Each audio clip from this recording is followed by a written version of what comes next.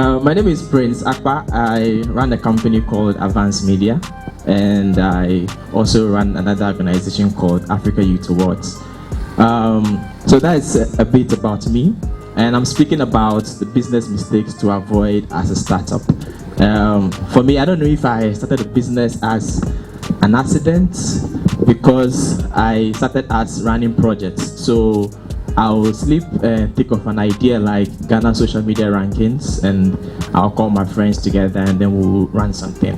And from there, it transitioned into becoming a business known as Advanced Media, because we just wanted to put like a corporate face to it. But for the past 5 to 6 years that we've been running Advanced Media, I've learned so many lessons. And not that as an entrepreneur, but as somebody who has worked with other startups in the space.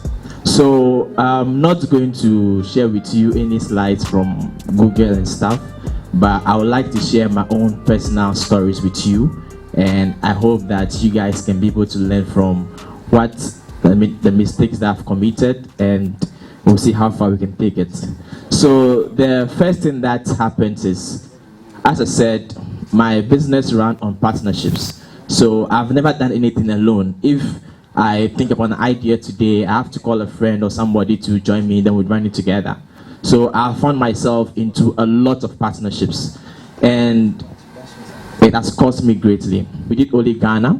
In 2016, we had expanded to like 5 other countries.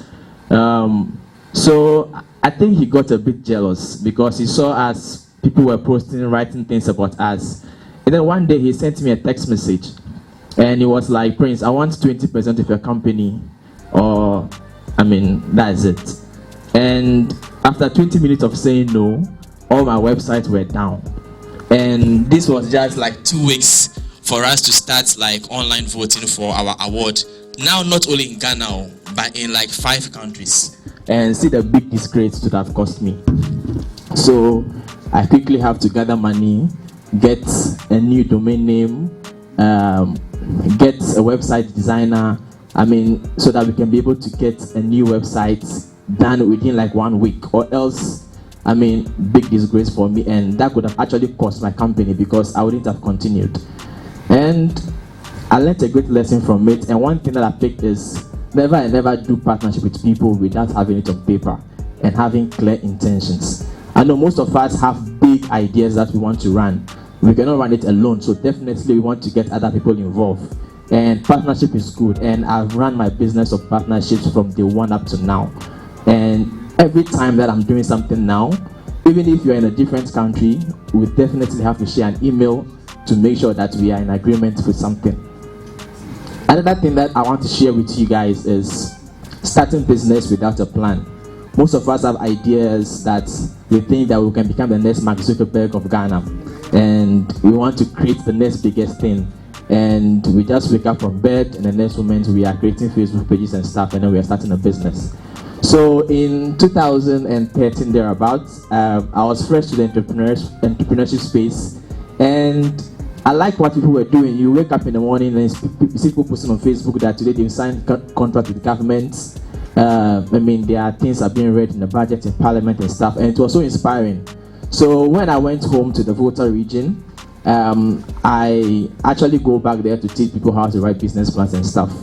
But this is me starting business without a plan myself. So we wanted to create like a barbering shop, and it was an idea where we were going to employ people to raise money for them so they can go back to school, like people who have finished GSS and stuff. So we did everything. We built like a wooden structure, got to the village, and we had electricity and everything. But we were running a business without a plan. And I was doing this in the same time I was running a partnership with someone. So once I'm in Accra, my friend is in the Volta region, like coordinating all the stuff. But we had finished building, buying barbering machines and everything, and there's nobody ready to become the barber. So we ourselves, we cannot do the barbering ourselves. So we reached out to everybody. Nobody was interested in what we were doing because we were not really going to pay good, because we wanted to help the people to go back to school. Maybe something like as a social entrepreneur stuff. And that's how that business closed down. My partner actually went to go and start learning how to barber, but it couldn't work out. His parents didn't want him to become a barber, so we definitely have to close down that business. Anytime I go home, the wooden structure is gone, but like, you know, we cemented the floor. So I can go there and take pictures and actually remember and inspire myself anytime I go home. Another thing that I want to share is jumping on any business idea.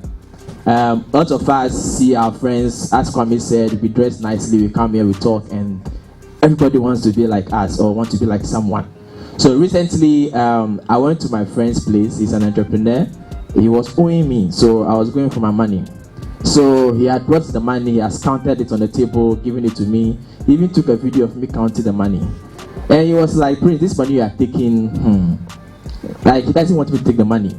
And guess what? He wanted to start a new business. He wanted to start a courier service, motorbike stuff. And then he was just telling me, Prince, this money you are taking, I wanted you to add money to buy 2 motorbikes. Then he started explaining the business model for me. He was like, Prince, every day they bring me 30 cities. Within a week, you have made 180 cities. Within a month, like times 4. And the figures were so like good. I mean, like I can sleep in my house, and in a month, I have 4 motorbikes working for me, and then boom, like I make 1,000 cities. I mean, like I'll go on pension and buy plenty motorbikes. So I got so excited, and my friend here, Emmanuel, I quickly messaged him that please, we have a breakthrough idea, and I quickly got to him, and that was when he said, let's wait for some time. I like, nah. Anytime we are eating something, like we are discussing this business idea that we have to start, we were thinking about how we can start with 5 motorbikes. We will save for like first year, we will not use the money, we use it to buy more motorbikes. And like by the time, after 2 years, we'll start having like 20,000 a month and stuff. We were doing like crazy mathematics. Then, this is me, I went back to my friend's place. I haven't started the business yet. And I went to his storeroom, and his motorbike is parked in the storeroom. I'm like, what's happening? Then something dawned on me that most of us jump onto people's business idea without knowing the risk involved. His motorbike had an accident. But when he was telling me, he didn't tell me that your motorbike can have an accident one day. I thought like the motorbike would be working consistently forever and ever. And that's how that business idea actually, flashed out of my head. And I don't want to be a courier, owner anymore. And another thing that I want to share with you guys is, let's get mentors involved in activities that we are doing. There are people so much ahead of us. When I started, I had no mentors at first, but as time goes on, I started getting people to advise me. And that's the reason why one of our rankings called the 50 most influential is so successful in other countries, because before we started it, we had to sit down with our mentor and try to see how best we can put something out that will last forever. So that's the bit from me about the 4 mistakes. Actually, because I do a lot of rankings, I wanted to do like top 4 mistakes of my life. So maybe next time we'll do a lot of other things together. So thank you very much. Thank you very much. Please, a bigger round of applause for Mr. Prince.